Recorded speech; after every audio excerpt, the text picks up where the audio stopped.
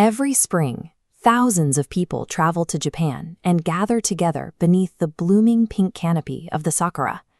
These blossoms follow a strict biological timeline. They open, reach full bloom, and then vanish within a single week. If the sakura remained on the branches for the entire year, we likely wouldn't cross oceans to see them. Their beauty is built on their brevity. They are valuable precisely because they are leaving.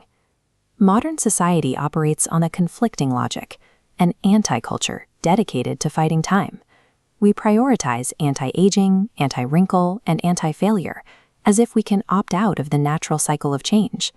This creates an endless race for curated digital feeds and perfectly polished homes.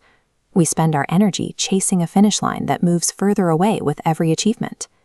When we try to freeze our lives into a state of permanent perfection, we lose the ability to experience the reality of the present moment.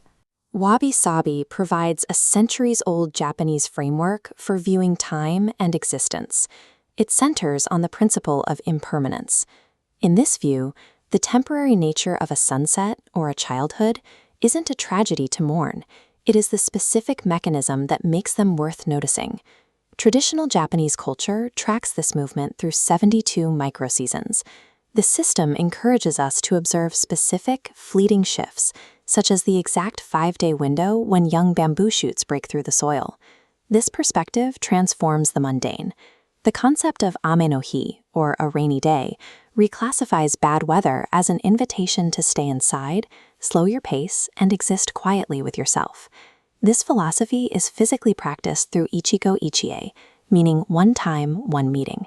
In calligraphy, a brushstroke happens exactly once. It represents the honest truth of that exact second and cannot be replicated.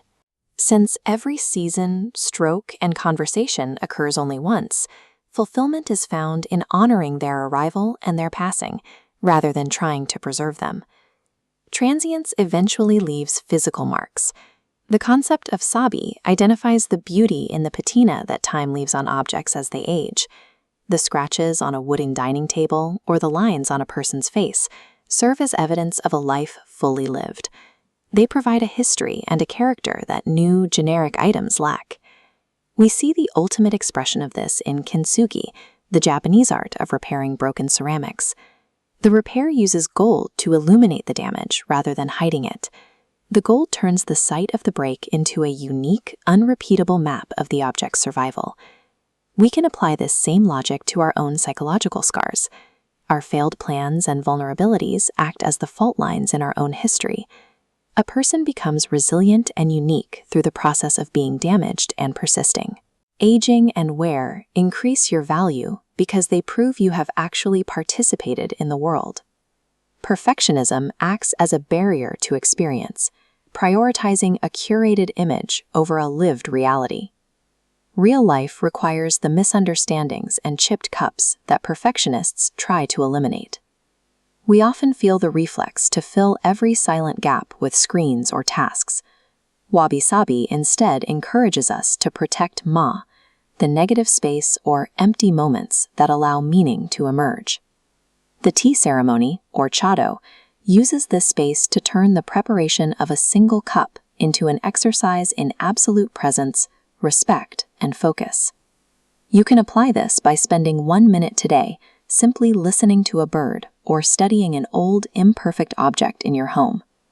Observe it as it is, without looking for ways to improve it. This intentional deceleration reconnects your internal rhythm with your environment. It allows you to transition from merely completing a life to actually inhabiting it. When you see that a fading flower is enough exactly as it is, you begin to see yourself through that same lens. Your history and your scars are not obstacles to being whole. They are the evidence that you already are.